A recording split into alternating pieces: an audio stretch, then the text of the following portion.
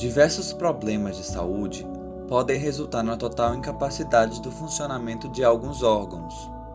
Nesses casos, torna-se necessário muitas vezes a realização de transplantes para substituir o órgão ineficiente. O primeiro problema enfrentado por pessoas que precisam de um transplante é a dificuldade para encontrar um doador compatível, e após conseguir um órgão, outro problema surge: a possibilidade de rejeição. Isso porque o transplante de órgãos e tecidos de um indivíduo para um receptor não idêntico geneticamente leva a uma resposta imunológica específica, chamada de rejeição, que pode destruir o enxerto. Nós somos alunos da turma P04 da disciplina de Imunologia da UNEB e iremos falar hoje sobre aspectos imunológicos dos transplantes. Compreendemos por transplante a retirada de órgãos, tecidos ou células que passam a ser chamados de enxertos de um indivíduo e a sua inserção em um indivíduo geralmente diferente. Além disso, essa doação pode se dar entre partes de um mesmo indivíduo ou até mesmo entre espécies diferentes. Já a transfusão é o transplante de células sanguíneas circulantes do plasma de um indivíduo para outro, sendo o indivíduo que fornece o enxerto chamado de doador e o que recebe chamado de receptor ou hospedeiro. Uma grande limitação ao êxito do transplante é a resposta imune do receptor ao tecido doado, que será abordado posteriormente. Os imunologistas de transplantes desenvolveram um vocabulário especial para descrever os tipos de células e tecidos encontrados no ambiente do transplante. Os termos podem ser denominados quanto ao local, sendo descrito como enxerto ortotópico, quando o tecido retirado é inserido no local anatômico normal, ou como enxerto heterotópico, quando o tecido retirado é inserido em local diferente da anatomia normal. Além disso, os transplantes são nomeados quanto à sua origem, podendo ser classificados em autoenxerto, quando o transplante de um indivíduo é feito em si mesmo e como envolve a mesma pessoa, não ocorre rejeição, como exemplo do enxerto de pele em queimaduras e na ponte de safena, procedimento no qual parte da veia safena da perna do indivíduo é enxertado no coração. Singênico, quando o transplante é feito entre indivíduos geneticamente idênticos e também não ativa a rejeição, pois não envolve antígenos estranhos. O aloenxerto, por sua vez, é o transplante clínico mais comum. Ocorre quando o indivíduo doa um órgão para outro geneticamente diferente, mas da mesma espécie. Portanto, pode haver rejeição, sendo necessário terapia imunossupressora. Um fato importante é que o feto na gravidez pode ser considerado como um enxerto semi-alogênico no organismo materno, já que possui o DNA paterno expressando seus antígenos. Portanto, o feto passa a ser potencialmente capaz de gerar uma rejeição. E para que isso não ocorra, o organismo materno lança mão de mecanismos de tolerância imunológica, que impedem uma possível rejeição materna contra os antígenos semi-alogênicos paternos do feto. E por último, temos o xenoenxerto, que é o transplante onde ocorre maior diferença genética. Isso porque é feito entre indivíduos de espécies diferentes, fazendo com que tenha a maior probabilidade de rejeição do receptor, necessitando terapia imunossupressora pré e pós-transplante.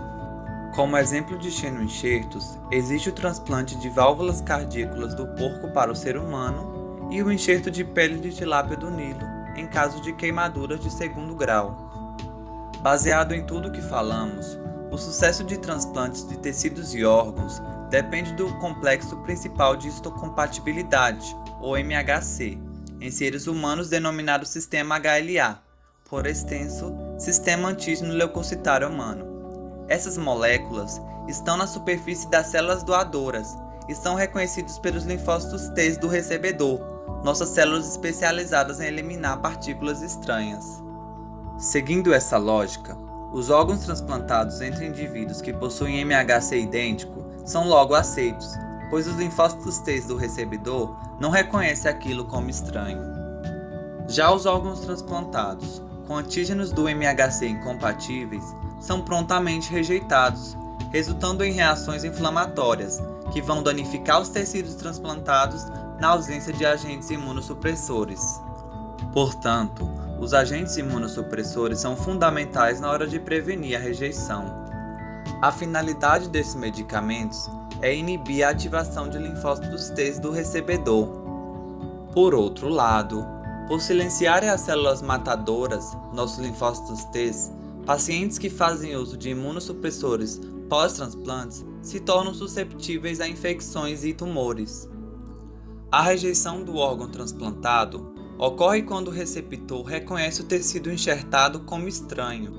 Esse reconhecimento se faz através dos antígenos pertencentes ao sistema de histocompatibilidade principal, presente nas células do enxerto. A rejeição de enxertos é classificada com base nas características morfológicas e os mecanismos envolvidos após os transplantes, sendo os principais padrões histopatológicos chamados de hiperaguda, aguda ou crônica.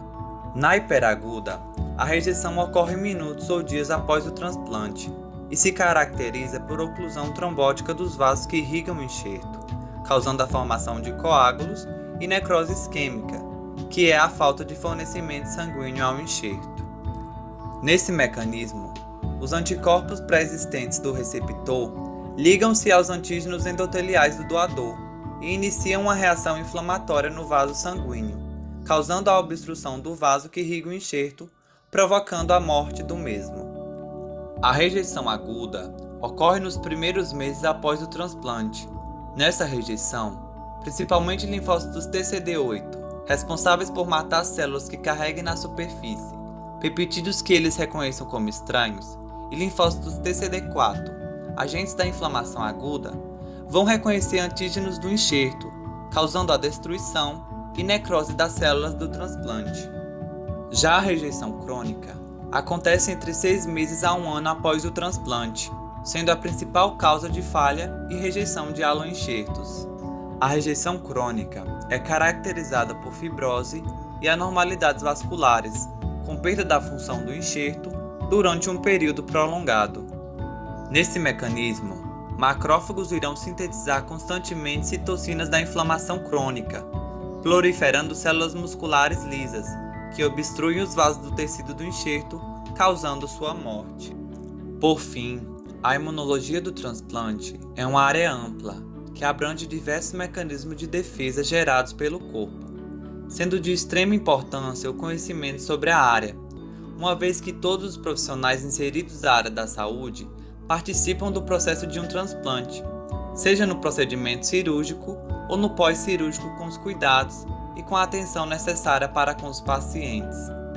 Dessa forma, a relação dos profissionais de saúde com os pacientes transplantados e doadores deve ser assertiva e cuidadosa, para que todos fiquem cientes dos procedimentos e cuidados, facilitando a recuperação e a terapêutica da transplantação. Nós ficamos por aqui, e se gostou do vídeo, curte e compartilhe com seus amigos e estudantes de imunologia. Goodbye, tchau tchau!